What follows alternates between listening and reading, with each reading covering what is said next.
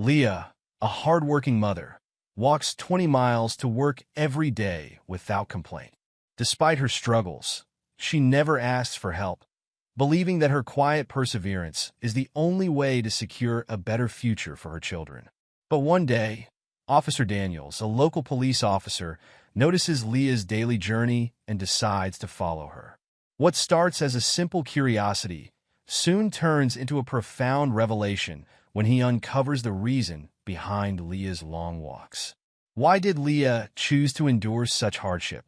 What did Officer Daniels discover that moved an entire community to take action? Stay tuned to find out. And before we dive in, let us know where you're watching from today. If this story of resilience and unexpected kindness resonates with you, don't forget to hit that subscribe button. The gentle hum of an old alarm clock pierced the pre-dawn silence, rousing Leah from her fitful slumber. With practiced efficiency, she silenced the alarm and swung her feet onto the cold, creaky floorboards of her small bedroom. The clock's dim glow revealed the time, 3:45 a.m. Leah moved quietly through the cramped house, careful not to wake her sleeping children. In the dim kitchen, she prepared a simple breakfast of toast and instant coffee. As she ate, her gaze drifted to the window, where the first hints of dawn were barely visible on the horizon. At precisely 4 a.m., Leah stepped out of her rundown house on the outskirts of town. The cool morning air nipped at her skin as she began her long journey. Her worn sneakers, patched with duct tape, scuffed against the rough pavement as she set off down the empty road. 20 miles lay ahead of her, a distance that would daunt most. But for Leah, it was a daily ritual. She was a cleaner at St. Mary's Hospital, and this walk was her lifeline to that job. As she walked, memories of better days flitted through her mind, days when her trusty old car had carried her swiftly to work. But those days were long gone, the car now a rusting hulk in her overgrown backyard. One day, Leah whispered to herself, her breath visible in the cool air. "One day, I'll get you fixed up, old girl." As she walked, the sky gradually lightened, revealing the world around her. The outskirts of town gave way to more populated areas, and soon, early risers began to appear on the streets. Some, familiar with Leah's daily trek, offered friendly waves or nods. Morning Leah called Mr. Johnson, an elderly man tending to his garden. "Beautiful day ahead." Leah smiled warmly. "Sure is, Mr. Johnson. You have a good one." Not all interactions were as pleasant. As Leah passed through a more affluent neighborhood, she noticed curtains twitching and suspicious glances cast her way. One woman even clutched her purse tighter as Leah walked by. But Leah kept her head high, her smile unwavering. "Good morning, ma'am," she said politely to the woman, who merely huffed and hurried away. As the sun climbed higher, fatigue began to set in. Leah's feet ached, and her muscles protested with each step. But she pushed on, driven by thoughts of her children, Jaden and Aisha, still sleeping peacefully at home. "This is for them," Leah reminded herself, wincing as she felt a blister forming on her heel. "Everything is for them." She thought of Jaden, now 12, with his quick mind and love for science, and little Aisha, just 7, whose artistic talent already shone brightly. They deserved so much more than the hand life had dealt them, and Leah was determined to give them every opportunity she could. As she walked, Leah allowed herself to dream. She imagined a future where she didn't have to choose between paying for school supplies and keeping the lights on. A future where her children could pursue their passions without the weight of poverty holding them back. "One step at a time," she murmured, both to herself and to her aching feet. The hospital came into view just as the morning rush hour traffic began to build. Leah quickened her pace, not wanting to be late. As she approached the staff entrance, she caught her reflection in a window, hair slightly disheveled, dark circles under her eyes, but still standing tall. "Morning, Leah," called Sandra, a nurse just finishing the night shift. "How do you do it every day?" Leah grinned, one foot in front of the other. "Sandra, that's all it takes." Inside, Leah changed into her work uniform and gathered her cleaning supplies. As she began her rounds, the fatigue of her long walk melted away, replaced by the satisfaction of a job well done. She took pride in her work, knowing that her efforts contributed to the well-being of patients and staff alike. During her lunch break, Leah sat alone in the cafeteria, savoring a simple sandwich she had packed. Her phone buzzed with a text from Jaden. "Hope you're having a good day, Mom. Love you." Leah's eyes misted over as she typed a reply. Her children never complained about their circumstances, never asked why she couldn't drive them to school or buy them new clothes. Their resilience and understanding only strengthened her resolve.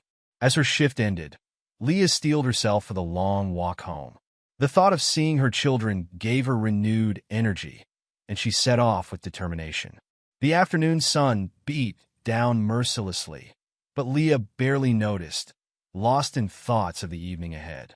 She imagined helping Jaden with his science homework, listening to Aisha's animated stories about her day at school. These simple moments were what made the long, grueling walks worthwhile. As Leah neared her neighborhood, she noticed a police car parked by the side of the road. The officer inside seemed to be watching her intently. For a moment, anxiety fluttered in her chest. Had something happened? Were her children okay? But the officer simply nodded as she passed, and Leah returned the gesture with a polite smile. She had noticed this particular officer more frequently lately, always observing from a distance. It made her slightly uneasy, but she brushed the feeling aside. She had done nothing wrong, after all. Finally, as the sun began to set, Leah turned onto her street. Despite the exhaustion that weighed heavily on her, she quickened her pace, eager to be home. As she approached her house, the front door burst open, and two small figures came racing out. "Mom!" Aisha cried, flinging herself into Leah's arms. Jaden followed close behind, his face split by a wide grin. Leah hugged them tightly, the aches and pains of her long day melting away in their embrace. "Hey, my loves," she said, her voice thick with emotion. "I missed you so much." As they entered the house together, Leah felt a renewed sense of purpose. Yes, life was hard. Yes, the daily grind sometimes felt overwhelming. But moments like these, surrounded by the love of her children, made every step of her journey worthwhile. Later that night, as Leah tucked her children into bed, Aisha asked sleepily, "Mommy, why do you have to leave so early every day?" Leah smoothed her daughter's hair, choosing her words carefully. "Well, sweetie, sometimes we have to work extra hard to make our dreams come true. But don't you worry. Everything I do for you and your brother." As she turned out the lights and retreated to her own room, Leah allowed herself a moment of vulnerability. She sank on her bed, muscles screaming in protest, and let out a quiet sigh. Tomorrow would bring another 20-mile journey, another day of hardship and struggle. But as Leah set her alarm for another early morning, she felt a flicker of hope in her heart. One day, things would be better. One day, her sacrifices would pay off. And until then, she would keep walking, one step at a time, for the love of her children and the promise of a brighter future. Officer Mark Daniels pulled his patrol car into the parking lot of Joe's Diner, the familiar neon sign flickering in the pre-dawn darkness. He'd been on the night shift for the past week, and the promise of hot coffee and a hearty breakfast before heading home was too tempting to pass up. As he stepped out of his vehicle, a movement caught his eye. A lone figure was walking briskly down the sidewalk, silhouetted against the faint glow of the horizon. Daniel squinted, recognition dawning on his face. It was that woman again, the one he'd seen walking this same route nearly every day for the past few months. Curiosity piqued. Daniels decided the coffee could wait. He climbed back into his patrol car and slowly drove alongside the woman, keeping a respectful distance. As he drew closer, he could make out more details. She was African American, probably in her mid-30s, with a determined set to her shoulders despite the obvious fatigue in her stride. Daniels had been a cop in this town for over a decade. He prided himself on knowing most of the residents, at least by sight. But this woman was a mystery. He'd seen her countless times, always walking, always alone, regardless of the weather or time of day. At first, he'd assumed it was her choice. Maybe she enjoyed the exercise or the solitude. But something about her persistence nagged at him. He pulled up alongside her, rolling down his window. "Excuse me, ma'am?" The woman startled slightly, then turned to face him. Despite the early hour and the long walk ahead of her, she managed a polite smile. "Yes, officer? I couldn't help but notice you walking. It's awfully early, and it looks like you've got quite a journey ahead. Would you like a ride somewhere?" The woman's smile remained, but Daniels noticed a flicker of something. Hesitation? Fear? In her eyes. "That's very kind of you, officer, but I'm fine. I'm used to walking." Daniels nodded, trying to put her at ease. "I understand. Just wanted to make sure you're all right. You have a good day now." "You too, officer." "Thank you."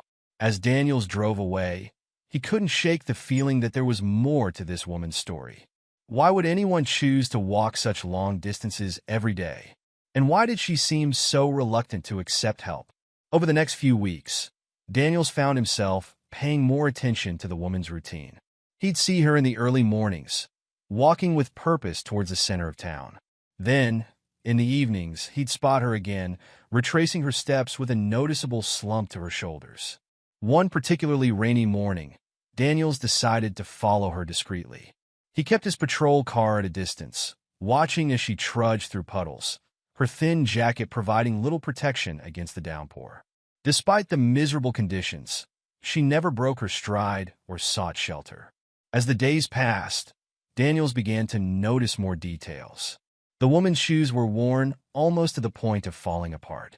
Her clothes, while clean, were faded and patched in places. And there was a weariness to her movements that seemed to go beyond simple physical fatigue. Daniels found himself thinking about the woman even when he was off duty. He mentioned her to his wife over dinner one night. "I just can't figure it out, Sarah.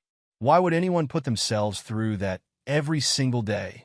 Sarah, always the more empathetic of the two, suggested, "Maybe she doesn't have a choice, Mark. Have you considered that?" The thought had crossed Daniel's mind, but he dismissed it. Surely in this day and age, with public transportation and ride-sharing apps, no one will be forced to walk such long distances. But Sarah's words stuck with him, adding another layer to the mystery. A few days later, Daniels was on an early morning patrol when he spotted the woman again. This time, he noticed she was limping slightly. Concerned, he pulled up beside her once more. "Good morning," he said, trying to keep his tone casual. "I hope you don't mind me asking, but are you all right? I couldn't help but notice you're limping a bit." The woman seemed surprised by his observation. For a moment, her carefully maintained facade slipped, revealing a flash of pain and exhaustion. But just as quickly, it was replaced by that now familiar polite smile. "I'm fine, officer. Just a little sore from all the walking. Nothing to worry about." Daniels hesitated, then said, "Look, I know it's not my place, but I've seen you walking this route almost every day for months now. That's got to be, 15, 20 miles round trip? If you're in some kind of trouble or need help, dash." "I appreciate your concern," the woman interrupted, her voice firm but not unkind. "But really, I'm okay. This is just what I need to do." Before Daniels could respond, she gave him a small wave and continued on her way, her limp barely noticeable now as she picked up her pace. Daniels watched her go, feeling a mix of frustration and admiration. Whatever her reasons, this woman's determination was truly remarkable. But he couldn't shake the feeling that something wasn't right about the situation. Over the next few weeks, Daniels found himself adjusting his patrol route to intersect with the woman's path more often. He never approached her directly again, respecting her clear desire for privacy. But he watched and he learned. He noticed how she always took the same route, never deviating even when construction or traffic might have made a detour easier. He saw how she interacted with others along the way, always polite, often with a kind word or gesture, but never stopping for long conversations. One morning, Daniels decided to follow her all the way to her destination. He kept well back, not wanting to make her uncomfortable. The journey took nearly 4 hours, and Daniels found himself marveling at the woman's stamina. Finally, she arrived at St. Mary's Hospital on the other side of town. Daniels watched as she entered through a side door marked "Staff Only." A hospital employee. That explained the early morning departures and late evening returns. But it raised even more questions. Why would a hospital employee be forced to walk so far to work? Surely they had some kind of transportation assistance program. Over the next few days, Daniels found himself paying closer attention to the hospital employees he encountered during his patrols. He struck up casual conversations, carefully probing for information about transportation benefits or carpooling programs. What he learned troubled him. While the hospital did offer some transportation assistance, it was limited and often oversubscribed. Many employees, especially those in lower-paying positions, struggled with the commute. One evening, Daniels was parked near the hospital, ostensibly monitoring traffic, but really waiting to see if the woman would emerge. As the sun began to set, he spotted her familiar figure exiting the staff door. Even from a distance, Daniels could see the toll the day had taken on her. Her shoulders were slumped, her steps slow and measured. As she passed under a streetlight, he noticed dark stains on her white uniform shoes, probably from standing all day. Without really thinking about it, Daniel started his car and began to follow her at a discreet distance. The trek back seemed even longer than the morning journey. The woman stopped several times to rest, leaning against buildings or bus stop shelters. Each time, Daniels felt an urge to offer her a ride, but he held back, remembering her previous refusals. As they neared the outskirts of town, the streets became darker and less populated. Daniels found himself growing concerned for the woman's safety. He'd worked this beat long enough to know that this area could be dangerous after dark. Just as he was considering approaching her one last time, the woman turned down a small side street. Daniels followed, keeping his headlights off to avoid detection. He watched as she approached a small, run-down house at the end of the street. Before she reached the door, it burst open, and two small children came running out. Even from his position down the street, Daniels could hear their excited voices. "Mommy, you're home!" The woman's entire demeanor changed. The exhaustion seemed to melt away as she knelt to embrace her children. Her face lit up with a genuine smile that Daniels had never seen before. As the little family disappeared into the house, Daniels sat in his car, processing what he'd seen. Everything suddenly made sense. The long walks, the refusal of help, the determination to keep going no matter what. She wasn't walking because she enjoyed it or because she had some misguided sense of independence. She was walking because she had to, because those children were depending on her. Daniels drove home that night with a heavy heart and a mind full of questions. How long had this been going on? What circumstances had led to this situation? And most importantly, what could he do to help? As he pulled into his own driveway, Daniels made a decision. He couldn't ignore this anymore. Tomorrow, he would find a way to talk to the woman properly, to understand her story and see if there was any way he could assist. But as he drifted off to sleep that night, one image stayed with him. The sight of that tired, determined woman transforming into a joyful mother the moment she saw her children. It was a powerful reminder of the strength of the human spirit and the lengths people will go to for those they love. The next morning, Daniels woke earlier than usual. He wanted to catch the woman at the start of her journey, hoping she might be more willing to talk before the long walk ahead had sapped her energy. He parked his patrol car a block away from her house and waited. As the first hints of dawn colored the sky, he saw her emerge. Even from a distance, he could see the strain in her movements as she began her long trek. Daniels waited until she had walked a few blocks before slowly driving up beside her. He rolled down his window, his heart pounding with nervous energy. "Good morning," he said softly, not wanting to startle her. The woman turned, recognition flickering in her eyes. "Good morning, officer," she replied, her voice wary but not unfriendly. Daniels took a deep breath. "I know you've said before that you're fine walking, but I was hoping we could talk for a moment. My name's Mark Daniels. I've been an officer in this town for over 10 years, and I've noticed your daily walks for a while now. I'm concerned." The woman slowed her pace, but didn't stop. "I appreciate your concern, Officer Daniels, but as I've said before, I'm fine." Daniels nodded, choosing his next words carefully. "I believe you're strong enough to handle this. That's clear from what you do every day. But I also know that sometimes, even the strongest people need a little help. I followed you yesterday. I hope you can forgive me for that. I saw you arrive at the hospital, and I saw you with your children when you got home." At the mention of her children, the woman stopped abruptly. She turned to face Daniels fully, a mix of emotions playing across her face: fear, defiance, and a hint of desperation. "Are you threatening me?" she asked, her voice low and intense. "Because if you think you can use my children to dash—" "No, no," Daniels interrupted, horrified at the misunderstanding. "That's not it at all. I'm not here to cause any trouble. I just want to understand, to see if there's any way I can help." The woman stared at him for a long moment, seeming to weigh his sincerity. Finally, she sighed, her shoulders slumping slightly. "My name is Leah," she said quietly, "and I walk because I have to. It's as simple as that." Daniels nodded encouragingly. "Can you tell me more, Leah? Why do you have to walk so far?" Leah glanced at her watch, then back at Daniels.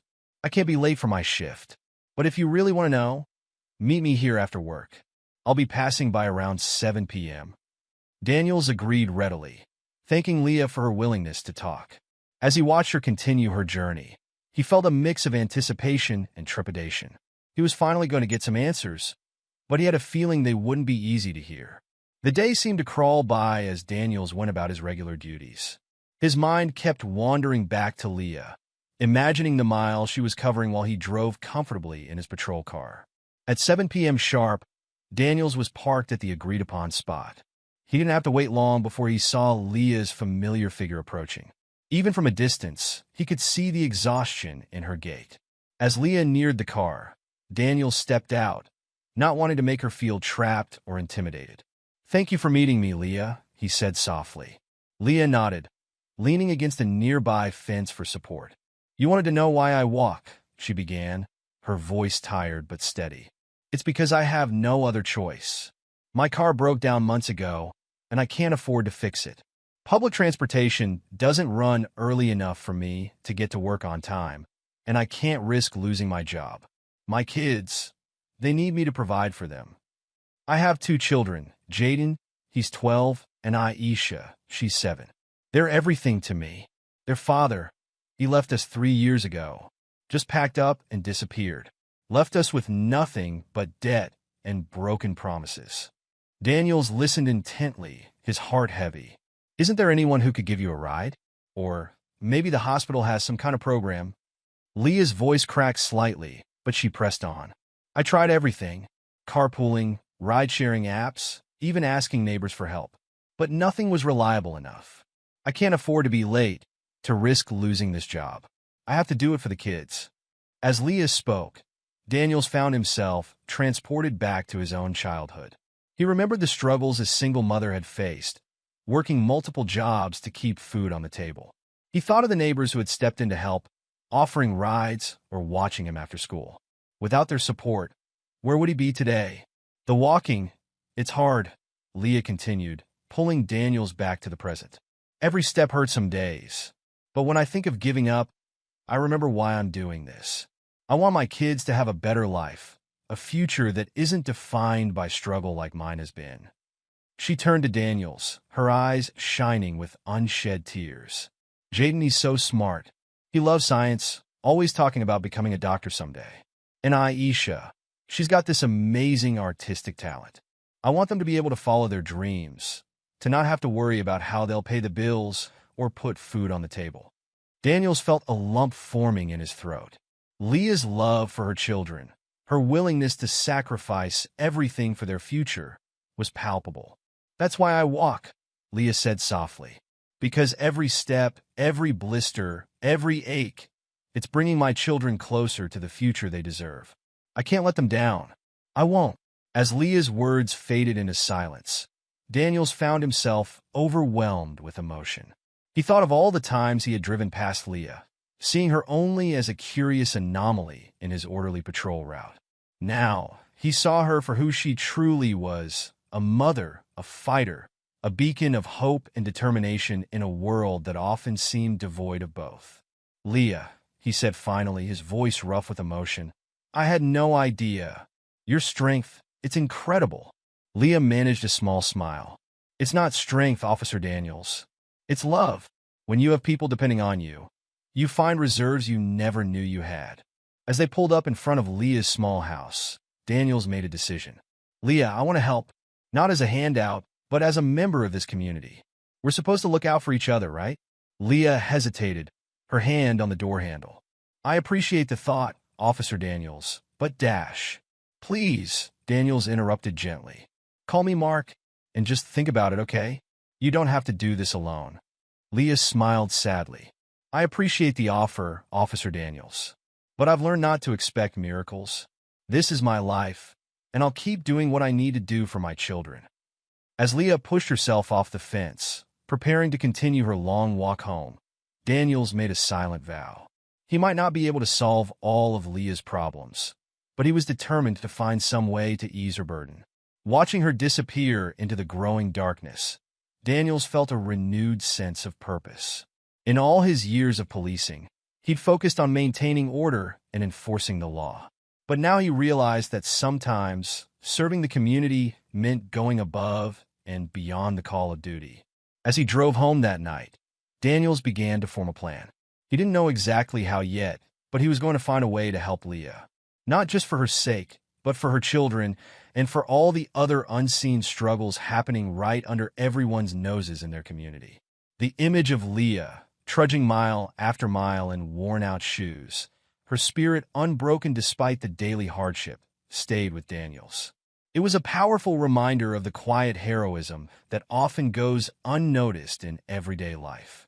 As he pulled into his driveway, Daniels made a decision. Tomorrow, he would start reaching out to his contacts in the community. Someone, somewhere, had to have a solution that could help Leah. For the first time in years, Daniels felt the true weight of his badge. It wasn't just about enforcing laws. It was about lifting up those who needed it most.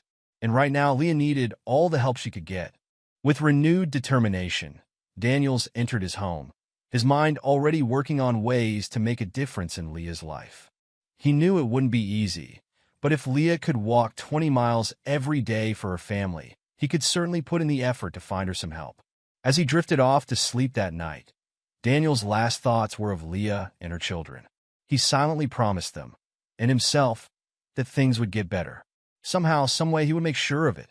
Officer Mark Daniels sat at his kitchen table, a notepad in front of him filled with scribbled names and numbers. It was well past midnight, but sleep was the furthest thing from his mind. Ever since his conversation with Leah, he had been consumed with the desire to help her and her children. He knew he couldn't solve all their problems, but he was determined to at least ease the burden of Leah's daily 20-mile walk. The image of her trudging along the roadside, day after day, rain or shine, had become a constant presence in his thoughts. All right, he muttered to himself, tapping his pen against the notepad. Where do we start? Daniels had spent the past few days discreetly reaching out to various members of the community. He was careful not to reveal too much about Leah's situation, respecting her privacy while still conveying the urgency of the need. His first call had been to Mike, the owner of the local auto repair shop. Mike had been hesitant at first, wary of getting involved in what he saw as a potential charity case. But as Daniels explained the situation, leaving out names but emphasizing the determination of the woman who walked 20 miles a day to provide for her family, Mike's resistance had crumbled. Tell you what, Mark, Mike had said, his gruff voice softening. Bring the car in. I'll take a look at it, no charge. And whatever parts we need, I'll get them at cost. It's the least I can do. Encouraged by Mike's response, Daniels had expanded his reach. He contacted local businesses, explained the situation to fellow officers, and even reached out to some of the staff at St. Mary's Hospital where Leah worked. The response had been overwhelming. People who had seen Leah walking but never knew her story were moved to action. The owner of the local diner offered to provide meals for Leah and her children while the car was being repaired. The shoe store downtown promised a pair of comfortable, durable walking shoes. Even the local grocery store pledged to deliver a week's worth of groceries to Leah's home. As word spread, more and more people wanted to help. Daniels found himself fielding calls and messages from townspeople he'd never even met, all asking how they could contribute. It's amazing, Sarah, Daniels' wife, said as she brought him a fresh cup of coffee. I had no idea so many people would want to get involved. Daniels nodded, a small smile playing on his lips. That's the thing about this town. When push comes to shove, people really do care about their neighbors. But even as the support poured in, Daniels was careful to keep Leah in the dark about the plans. He wanted to respect her dignity and her fierce independence. This wasn't about charity or handouts. It was about a community coming together to support one of its own. The next morning, Daniels headed to the station early. He had a meeting scheduled with the chief to discuss his plan and ensure everything was above board. Chief Rodriguez listened intently as Daniels laid out the situation and his proposed solution. When Daniels finished speaking, the chief leaned back in his chair, a thoughtful expression on his face. "You know, Daniels," he said slowly, "when you first came to me about this, I was worried you were getting too personally involved. But hearing everything you've put together, I'm impressed. This is what community policing is all about." Daniels felt a weight lift from his shoulders. "Thank you, sir.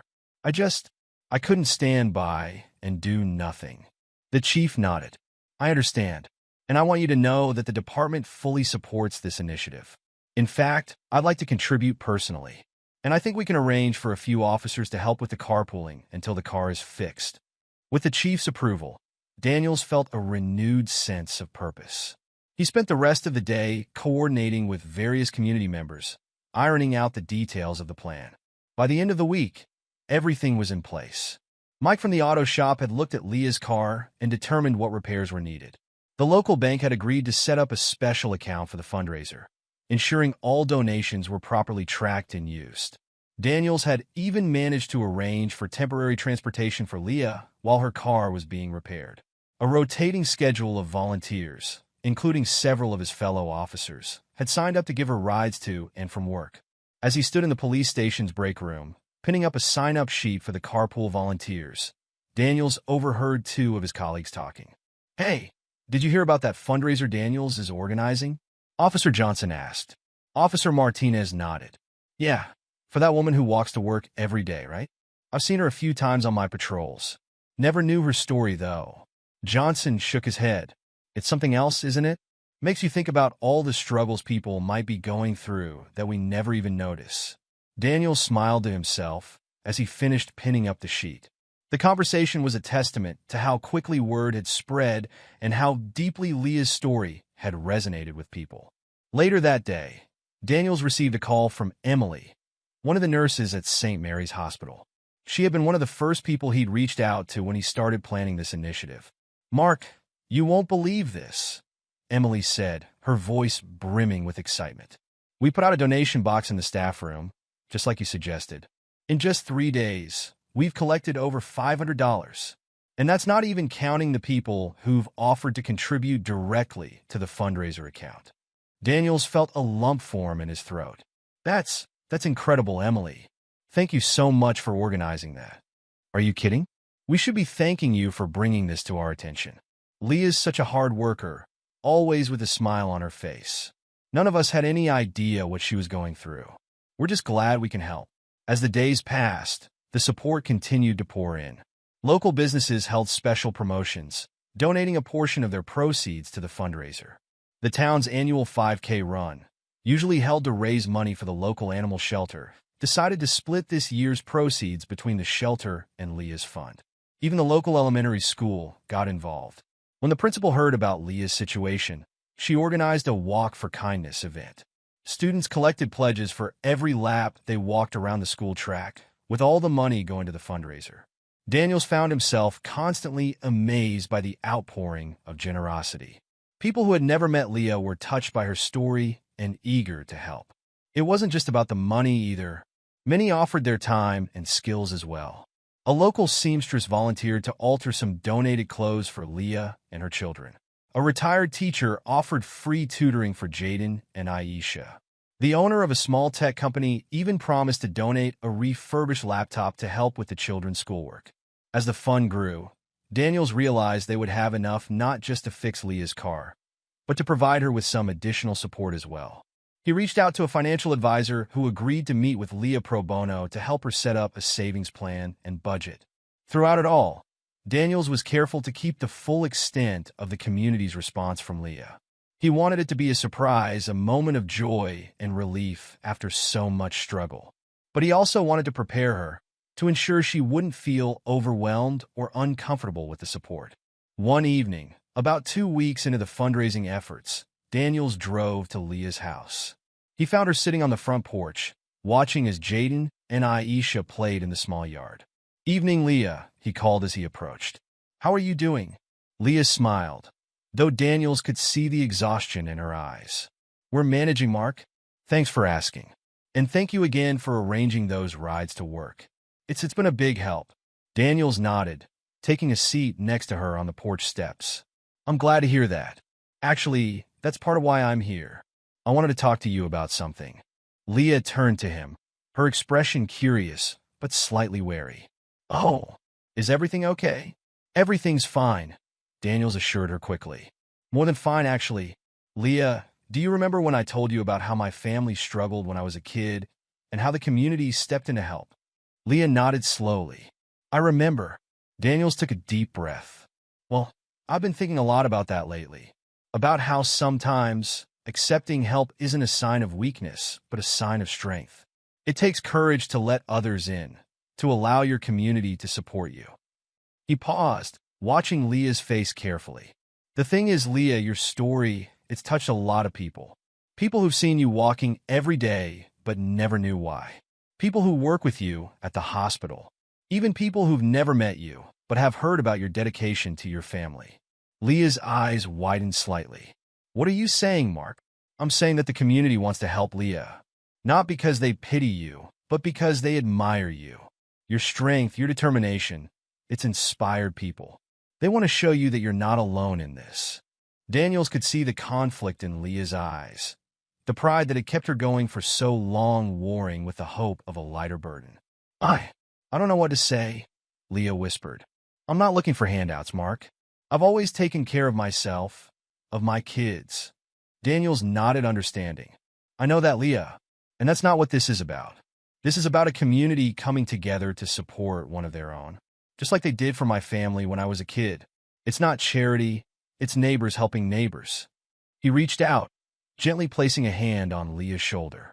"You don't have to decide anything right now, but I want you to know that there are people out there who want to help. Not because they think you can't handle things on your own, but because they believe you shouldn't have to." Leah was quiet for a long moment, her gaze fixed on her children playing in the yard. When she finally spoke, her voice was thick with emotion. "I've been so focused on being strong for them," she said softly. "On not letting them see how hard things have been. Maybe I've been too proud." Daniels squeezed her shoulder gently. "There's nothing to be ashamed of, Leah. You've done an incredible job. But it's okay to let others help sometimes. It doesn't make you any less strong or less of a provider for your kids." As if on cue, Jaden and Aisha came running up to the porch, their faces flushed with exertion and happiness. "Mom, Officer Daniels," Jaden called out. "Did you see how high I can jump now?" Aisha chimed in. "And I can do a cartwheel. Want to see?" Leah laughed, the sound filled with both joy and a touch of weariness. "That's wonderful, sweethearts. Maybe you can show us tomorrow?" "Okay." It's almost bedtime now. As the children headed inside, Leah turned back to Daniels. "They deserve so much more than I can give them," she said softly. Daniels shook his head. "Leah, you give them everything. Your love, your time, your endless effort.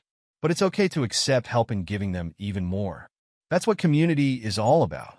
Leah took a deep breath, then nodded slowly. "Okay," she said, her voice barely above a whisper. "Okay, I think I'm ready to accept some help. For them." Daniels felt a wave of relief wash over him. "That's great, Leah. Really great. I promise you, you won't regret this. And remember, you're not just receiving help. You're giving something too. You're giving people the chance to be part of something good, to make a real difference." As Daniels drove home that night, he felt a sense of accomplishment unlike anything he'd experienced in his career before.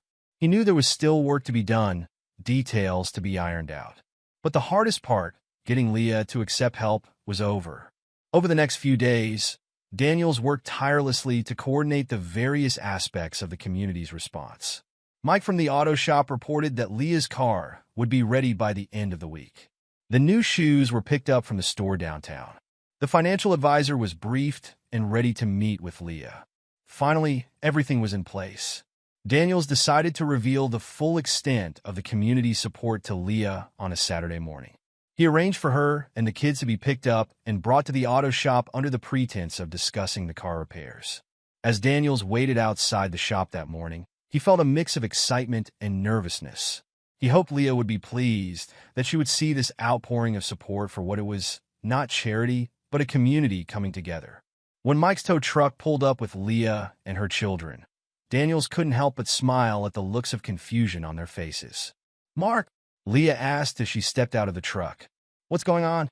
I thought we were just coming to talk about the car repairs." Daniels grinned. "Well, Leah, there's been a bit of a change of plans. You remember how I told you the community wanted to help? Well, they've done a lot more than just talk about it." He gestured towards the garage door. "Are you ready for a surprise?"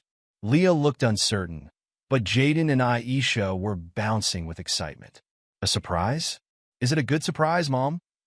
Aisha asked. Leah managed a small smile. "I hope so, sweetie." "Okay, Mark. We're ready." Daniels nodded to Mike, who hit the button to raise the garage door. As it lifted, revealing the scene inside, Daniels heard Leah gasp. There, in the center of the garage, was Leah's car. But it wasn't the rusted, broken-down vehicle she remembered. The body had been repaired and repainted, gleaming under the fluorescent lights. New tires, a new battery, even a new child seat for Aisha were visible. But that wasn't all. Surrounding the car were people, dozens of them. Hospital staff in scrubs, police officers in uniform, local business owners, and regular townspeople. All of them wearing big smiles and holding signs that read, "We've got your back, Leah," and "No one walks alone in our town." Leah stood frozen, her hands covering her mouth in shock. Jaden and Aisha looked around in wonder, their eyes wide with excitement. Daniel stepped forward, placing a gentle hand on Leah's shoulder. "Leah," he said softly, "this is what community looks like.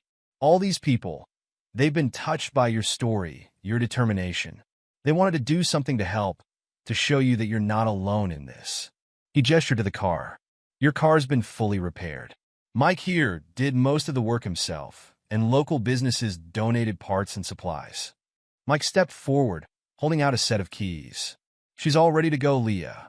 Oil's been changed, new filters, everything. She'll get you where you need to go for a good long while." Leah reached out with trembling hands to take the keys, tears streaming down her face. I don't know what to say," she whispered. Emily, the nurse from the hospital, stepped forward. "You don't have to say anything, Leah. We're just glad we could help. You've been an inspiration to all of us." One by one, people came forward, each with their own contribution. The shoe store owner presented Leah with a pair of comfortable walking shoes, just in case. The grocery store manager handed over a stack of gift cards. The financial advisor introduced himself, offering his services to help Leah plan for the future. Throughout it all, Leah stood in stunned silence, occasionally wiping tears from her eyes. Jaden and Aisha darted around, examining the car and chatting excitedly with the assembled crowd. Finally, Daniel stepped forward again. "Leah," he said gently, "I know this is a lot to take in, but I want you to know that this isn't charity. This is a community recognizing one of its own who's been struggling and deciding to lend a hand. Just like others did for my family when I was a kid." Leah nodded, seemingly unable to speak. She looked around at the gathered crowd, at her gleaming car, at her excited children. Then, to everyone's surprise, she let out a laugh, a real, joyous laugh that seemed to come from deep within her. "Thank you," she said, her voice choked with emotion. "All of you. I never imagined." She trailed off, overcome. Jaden stepped up beside his mother, placing a hand on her arm. "Mom," he said, his voice filled with a maturity beyond his years, "it's okay. You've always taught us that family helps family. These people, they're like our family now, right?" Leah looked down at her son, fresh tears welling in her eyes. She pulled both Jaden and Aisha close, hugging them tightly. "You're right, sweetheart. They are family." Turning to face the crowd, Leah took a deep breath. "I don't know how to thank you all," she began, her voice growing stronger with each word. "For so long, I've been focused on just putting one foot in front of the other, on doing whatever it took to provide for my children. I forgot what it meant to be part of a community." She looked around at the faces before her, some familiar, many unknown, but all wearing expressions of warmth and support. You've given us more than just a car or supplies. You've given us hope, a reminder that we're not alone. And I promise you, I'll pay this kindness forward however I can." A round of applause broke out, echoing through the garage. As it died down, Chief Rodriguez stepped forward. "Leah," he said, his usually gruff voice softened with emotion, "I hope you know that this isn't a one-time thing. We're here for you and your family, today and every day moving forward." Daniels nodded in agreement. "That's right. We've set up a support network. If you ever need a ride, or help with childcare, or anything at all, there are people ready to step in."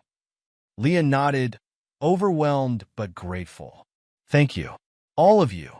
I don't know what else to say except thank you."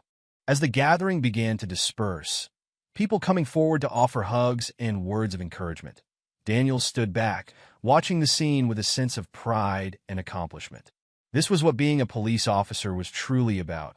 Not just enforcing laws, but building and strengthening communities. Later that afternoon, as Leah prepared to drive her newly repaired car home for the first time, she beckoned Daniels over. "Mark," she said softly, "I can't thank you enough for what you've done. Not just the car and everything else, but for showing me that it's okay to accept help. That it doesn't make me weak or a failure." Daniels smiled. "You're welcome, Leah. But remember, I just got the ball rolling. All these people, they stepped up because of you. Because your strength and determination inspired them." Leah nodded, her eyes shining. "I know. And I promise I'm going to find ways to give back. To be there for others the way this community has been there for us." As Leah drove away, Jaden and Aisha waving excitedly from the back seat, Daniels felt a profound sense of satisfaction. He knew that Leah's journey wasn't over. There would still be challenges ahead.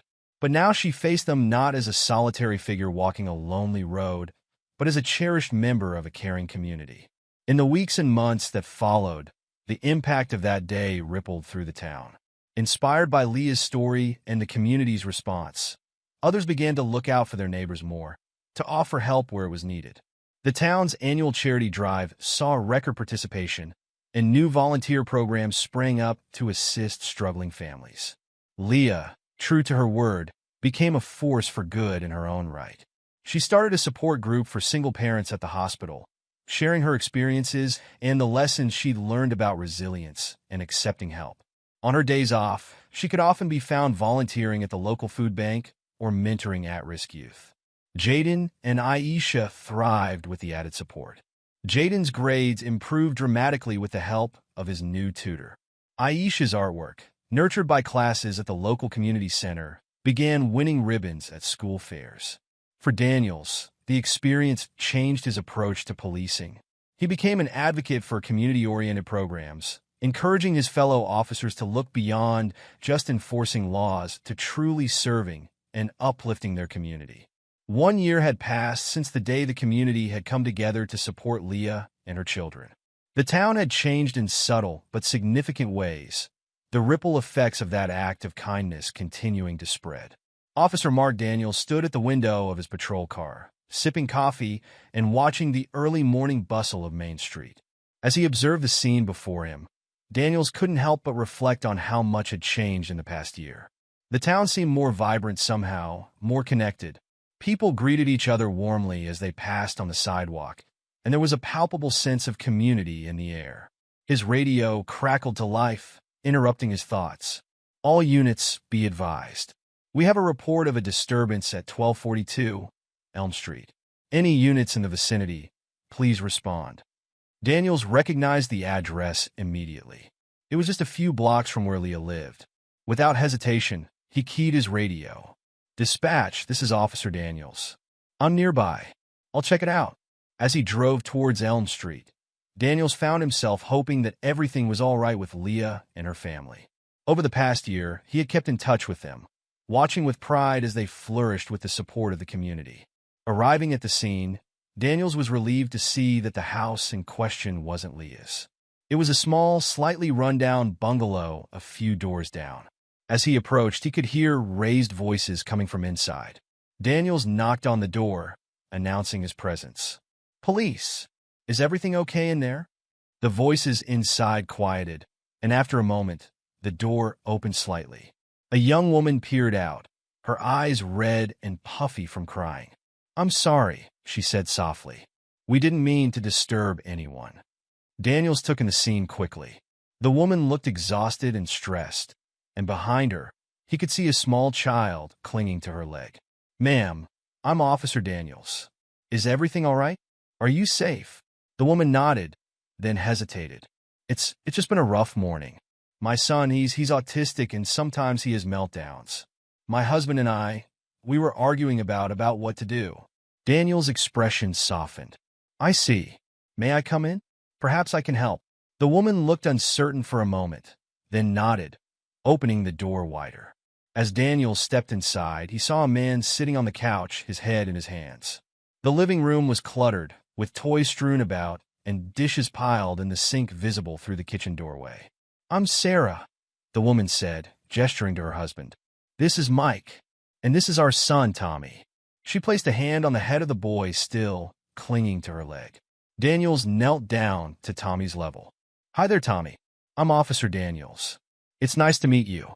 Tommy didn't respond, keeping his face hidden against his mother's leg. Sarah sighed. "He's had a rough morning. We all have." Mike looked up, his face etched with exhaustion and frustration. "We're at our wits' end, officer. Tommy's therapist moved away last month, and we haven't been able to find a new one. The waiting lists are months long. This morning, it just all came to a head." Daniels nodded understanding. He thought back to the changes in the community over the past year, the increased support and connections that had formed. "You know," he said slowly, "I think I might know someone who could help." He pulled out his phone and dialed a number. After a brief conversation, he turned back to Sarah and Mike. "There's someone I'd like you to meet. She's helped a lot of families in tough situations. Would it be okay if she came over?" Sarah and Mike exchanged a glance, then nodded. "At this point, we're willing to try anything," Mike said. 20 minutes later, there was a knock at the door. Daniels opened it to reveal Leah, her face filled with concern and compassion. "Mark, you said someone needed help." Daniels ushered her in, making introductions. As Leah took in the scene, her expression softened. "Oh, sweethearts," she said gently. "It looks like you've been having a rough time." Sarah burst into tears, the stress of the morning finally overwhelming her. Leah immediately moved to her side, wrapping an arm around her shoulders. "It's okay," she soothed. "You're not alone anymore." Over the next hour, Leah listened as Sarah and Mike poured out their struggles. She shared her own experiences as a single mother, the challenges she had faced, and how the support of the community had changed everything. "I know it feels overwhelming right now," Leah said, "but there are people who want to help. You just need to know where to look." She pulled out her phone, scrolling through contacts. "I know a therapist who specializes in working with autistic children. She might be able to see Tommy sooner than the waiting lists you've encountered. And there's a support group for parents of special needs children that meets at the community center. They've been a lifeline for so many families." As Leah spoke, Daniels watched the tension slowly ease from Sarah and Mike's faces. Hope, tentative but real, began to replace the despair in their eyes. "But what about today?" Sarah asked, glancing at Tommy, who had finally emerged from behind her leg and was now quietly playing with a toy car. "We're both supposed to be at work, but Tommy's school called and said they couldn't handle him today." Leah thought for a moment, then smiled. "I have a day off. Why don't I stay with Tommy? It'll give you both a chance to regroup, and I can start making some calls to get you connected with resources." Sarah and Mike looked at each other, stunned by the offer. "We couldn't ask you to do that," Mike began, but Leah waved him off. "You're not asking. I'm offering. A year ago, I was in a place where I thought I had to handle everything on my own. I learned that accepting help isn't a weakness. It's what allows us to be strong for others when they need it." As Sarah and Mike prepared to leave for work, visibly relieved and grateful, Daniels pulled Leah aside. "Thank you for coming," he said softly. "I knew you'd know how to help." Leah smiled, her eyes shining with purpose. "I meant what I said last year, Mark. I'm going to pay forward every kindness that was shown to me. This is just the beginning." Daniels nodded, feeling a swell of pride. As he prepared to leave, he watched Leah settle on the floor next to Tommy, gently engaging him in play. The transformation from the scared, isolated woman he had first encountered walking alone in the pre-dawn hours to this confident, compassionate pillar of the community never ceased to amaze him. Over the next few weeks, Daniels kept in touch with Sarah and Mike, checking in on their progress. He learned that Leah had indeed connected them with a therapist for Tommy, and that they had started attending the support group at the community center. Slowly but surely, their lives were beginning to stabilize. One evening, as Daniels was finishing up his patrol, he received a call from the dispatch. "Officer Daniels, we have a situation at the community center. Nothing dangerous, but they're requesting your presence specifically." Intrigued, Daniels made his way to the community center. As he walked in, he was greeted by an unexpected sight. The main hall was filled with people, many of whom he recognized from around town. At the front of the room stood Leah, Sarah, and Mike. As Daniels entered, Leah spotted him and waved him forward. "Officer Daniels," she called out, "we've been waiting for you." Confused but curious, Daniels made his way to the front of the room. "What's going on here?" he asked. Leah smiled, her eyes twinkling with excitement. "Well, after helping Sarah and Mike, I got to thinking. There are so many families in our community who are struggling, who don't know where to turn for help. So, with the support of the community center, we've decided to start a new program. We're calling it Neighbors in Need." Sarah stepped forward, her face glowing with newfound confidence. "The idea is to create a network of support for families facing all kinds of challenges. Whether it's special needs children, financial difficulties, health issues, or anything else. We want to connect people with resources, but more than that, we want to foster a sense of community where people know they can turn to their neighbors for help." Mike nodded, adding, "We've already had an overwhelming response. People are volunteering their time, skills, and resources. It's incredible." Daniels looked around the room, taking in the eager faces of the assembled crowd. He felt a lump form in his throat as he realized the full impact of what had started with one simple act of noticing a woman walking alone on the road. Leah turned to Daniels, her expression serious. "We wanted you to be here for this, Mark, because in many ways, you're the one who started it all. By taking the time to notice someone in need, by rallying the community to help, you set off a chain reaction of kindness that's still growing. We'd like you to be part of this program to help us identify families who might need support." Daniels was speechless for a moment, overwhelmed by the magnitude of what was happening. Finally, he managed to nod. "I'd be honored," he said, his voice thick with emotion. As the meeting continued, plans were made and responsibilities assigned. The energy in the room was palpable, a sense of shared purpose and community spirit unlike anything Daniels had ever experienced. In the weeks and months that followed, the Neighbors in Need program flourished. Daniels found himself at the heart of it, using his position as a police officer to identify families who could benefit from the program's support. He watched with pride as the community came together time and time again, offering help in ways both big and small. There was the single father who had lost his job and was struggling to make ends meet. The program connected him with job training opportunities and provided temporary assistance with bills until he got back on his feet. Then there was the elderly couple who could no longer maintain their home. Volunteers from the program spent weekends helping with repairs and yard work, ensuring the couple could stay in the home they loved. Each success story seemed to inspire more people to get involved. Local businesses began offering job placements and internships. The hospital started a program to help families navigate complex medical systems. Even the school district got involved, creating a mentorship program for at-risk youth. Through it all, Leah remained a driving force, her own experiences fueling her passion to help others. Daniels marveled at her transformation, remembering the withdrawn, exhausted woman he had first encountered. Now, she radiated confidence and purpose, her smile brightening every room she entered. One evening, about 6 months after the program's inception, Daniels received a call from Leah. "Mark," she said, her voice filled with excitement, "I need you to come to the community center right away. There's someone you need to meet." Intrigued, Daniels made his way to the center. As he walked in, he saw Leah standing with a young woman he didn't recognize. The woman looked nervous, her eyes darting around the room as if searching for an escape. "Mark," Leah said as he approached. "This is Amanda." "Amanda, this is Officer Daniels, the one I was telling you about." Amanda nodded shyly, not quite meeting Daniel's eyes. "It's nice to meet you," she mumbled. Leah placed a gentle hand on Amanda's shoulder. "Amanda came to us for help today, Mark. Her situation, well, it reminded me a lot of my own." As Leah explained, Daniels felt a sense of déjà vu wash over him. Amanda was a single mother of 2 young children.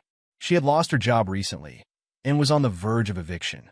With no car and limited resources, she had been walking miles each day to job interviews, leaving her children with a neighbor. "When I saw her walking along the road this morning, it was like looking at myself a year ago," Leah said softly. "I knew we had to help." Daniels nodded, understanding immediately. "What do you need from me?" he asked. Leah smiled. "Well, we've already got a plan in motion. The program is going to help with her rent for the next 2 months while she gets back on her feet. We've got job leads for her and childcare arranged. But we were hoping you might be able to coordinate with some of the local businesses. See if anyone has a used car they'd be willing to donate or sell at a reduced price." Daniels felt a warmth spread through his chest. Here was Leah, taking the kindness that had been shown to her and paying it forward in the most direct way possible. "Consider it done," he said firmly. As they worked out the details, Amanda's initial nervousness began to fade. By the end of the meeting, she was smiling, tears of relief and gratitude shining in her eyes. "I don't know how to thank you," she said, her voice wavering. "I was so scared, so alone. I never imagined." Leah pulled her into a hug. "You're not alone anymore," she said fiercely. "We've got your back." As Daniels left the community center that night, he found himself reflecting on the incredible journey of the past year and a half. What had started as a simple act of noticing someone in need had blossomed into a movement that was changing the entire fabric of the community. He thought of Leah and how far she had come, from a woman walking alone in the darkness to a beacon of hope for others. He thought of Sarah and Mike, who had gone from feeling isolated and overwhelmed to becoming active participants in building a supportive community. And now Amanda, at the beginning of her own journey of transformation. The next day, Daniels threw himself into the task of finding a car for Amanda.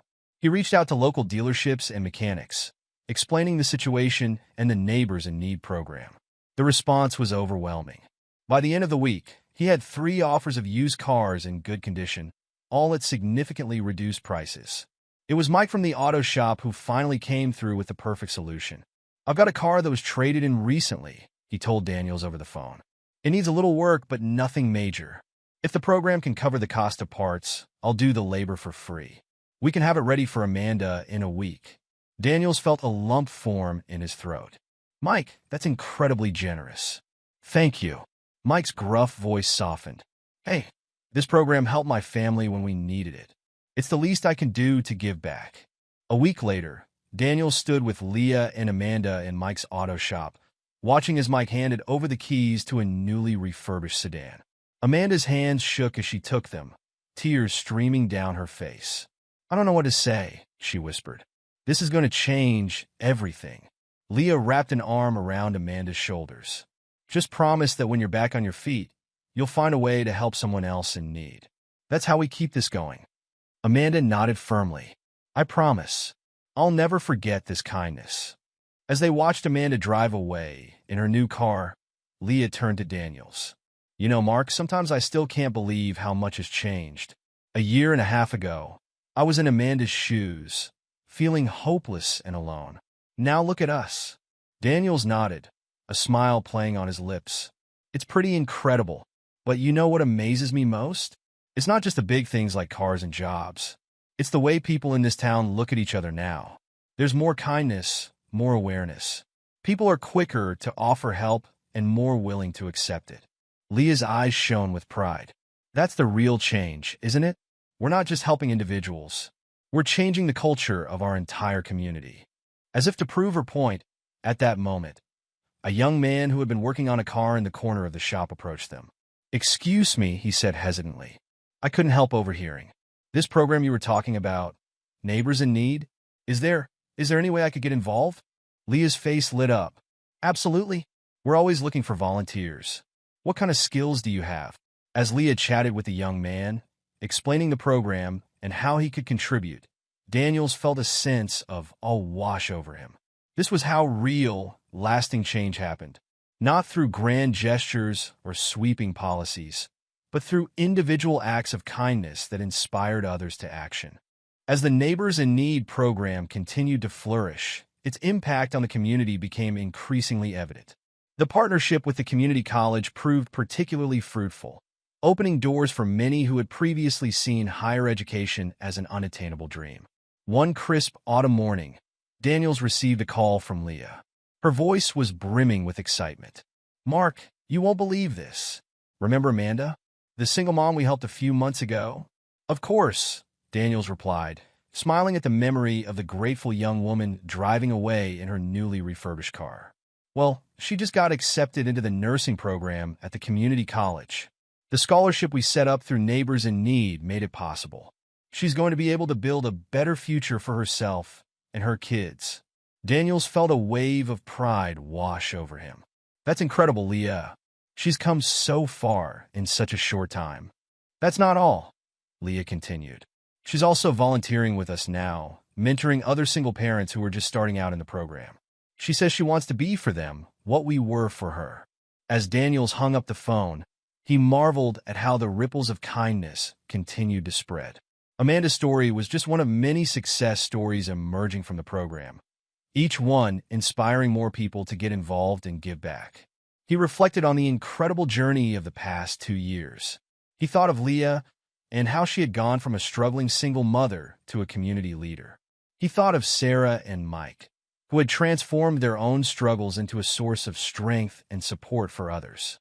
He thought of Amanda, now on her way to becoming a nurse and giving back to the community that had lifted her up. But more than the individual stories, he thought about the change he had seen in the town as a whole. There was a new spirit of connection and compassion that seemed to permeate every aspect of community life. People were quicker to offer help, more attuned to the needs of their neighbors. The town felt more alive, more vibrant, more like a true community. As he once turned onto the road where he had first seen Leah, Daniels was struck by a sudden realization. The road was empty now, no solitary figures trudging along its edges in the pre-dawn darkness. It wasn't that people no longer struggled. There would always be challenges and hardships. But now, those who were struggling had a place to turn, a community to lean on.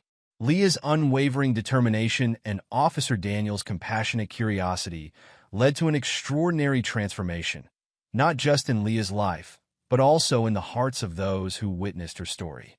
If Leah's story inspired you, be sure to subscribe for more uplifting stories of resilience and hope. And before you go, we'd love to hear your thoughts. What would you have done if you were in Officer Daniels' shoes?